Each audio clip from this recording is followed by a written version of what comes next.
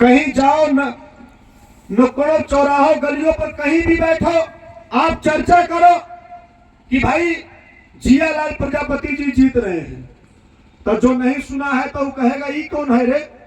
तुमको बताओ भाई कि तुमको नहीं पता। अभी टीवीया पे शाम को चल रहा था कि भागीदारी पार्टी का जियालाल प्रजापति जीत रहे हैं। तब बोला माहौल बनेगा कि नहीं बनेगा? तो माहौल आप लोग बनाते हो, आप लोग माहौल बनाते हो, किसी को जिताते हराते आप लोग हो।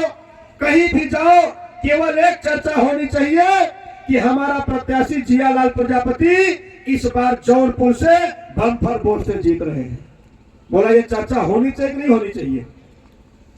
और हमारे पत्रकार साथी आए हैं, मैं उनसे भी गुजारिश करूंगा कि भाई देखा हम लोगों के पास रुपया पैसा नहीं है, लेकिन आप लोगों से केवल इतना कहूंगा कि मित्रों आप लोग केवल अखबारों में छापो और जो आपके YouTube चैनल हैं उस पर केवल हम लोगों को दिखाओ भाई, बस हो गया। आज जिस हिस्सेदारी के सवाल को लेकर माननीय श्री प्रेमचंद प्रजापति जी लड़ रहे हैं, इस हिस्सेदारी के सवाल को लेकर, भागीदारी के सवाल को लेकर कोई लड़ नहीं रहा है मित्रों। इसलिए मैं आप लोगों से गुजारिश करना चाहते हैं, हम लोग चाहते हैं कि इस देश में, आप बताओ, मैं एक सवाल आप लोगों से पूछना चाहता हूं। माननीय प्रधानमंत्री नरेंद्र मोदी जी ने कहा कि हम देश में एक चुनाव कराएंगे, हम लोग उसका स्वागत करते हैं, कोई बात नहीं, लेकिन हमारी भी सरकार से मांग है। जब मैं सरकार में था तो इस सरकार सवाल को लेकर लड़ता था कि अगर एक देश है, एक प्रधानमंत्री है, एक राष्ट्रपति है, एक निशान, एक संविधान है, तो बताइए देश में शिक्षा प्रणाली भी एक होनी चाहिए कि नहीं होनी चाहिए? हम चाहते हैं कि उत्तर प्रदेश ही नहीं पूरे देश में एक समान अनिवार्य शिक्षा लागू किया जाए, लेकिन सरकार ऐसा नहीं करना चाहती है। आप बताओ, अमीर का बेटा कॉन्वेंट में पढ़ता है कैसे कंप्यूटर, और गरीब का बेटा प्राइमरी में पढ़ता है कैसे कबूतर? बोला सही कह रहे कि गलत कह रहे हैं?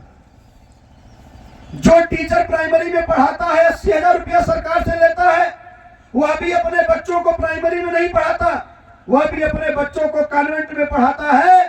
और जब दोनों बच्चे पास आउट होकर निकलते हैं तो पुलिस डिपार्टमेंट की जब वैकेंसी निकलती है तो दोनों के लिए एक पेपर आता है, एक सिलेबस आता है, कैसे कंप्यूटर पढ़ने वाला पास हो जाता है और कैसे कंप्यूटर पढ़ने वाला फेल हो जाता है। तो बताइए, जब देश एक है, एक राष्ट्रपति, एक प्रधानमंत्री, एक संविधान, एक निशान, तो बताइए देश में एक समान शिक्षा होनी चाहिए कि नहीं होनी चाहिए? इस सवाल को लेकर भागीदारी पार्टी लड़ रही है, लेकिन सरकार ऐसा नहीं करना चाहती है। वो चाहती है कि गरीबों को और गरीब बनाकर रखो।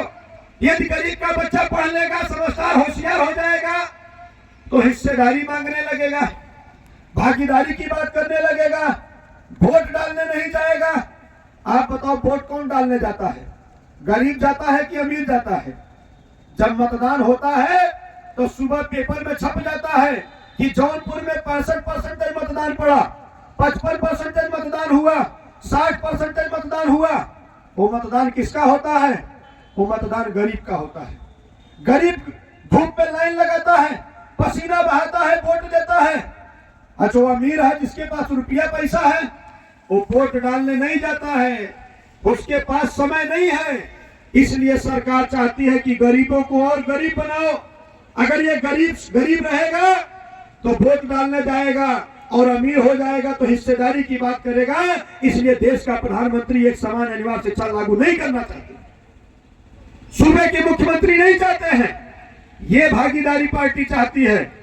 और तो और मित्रों, हम लोग चाहते हैं कि उत्तर प्रदेश ही नहीं पूरे देश में जातिवार जनगणना होनी चाहिए। बोला जातिवार जनगणना होनी चाहिए कि नहीं होनी चाहिए? इस देश की असली सच्चाई जाती है। जब मां बेटे को जन्म देती है तो पहली मोहर उस पर जाति की लगती है, उसके बाद बच्चा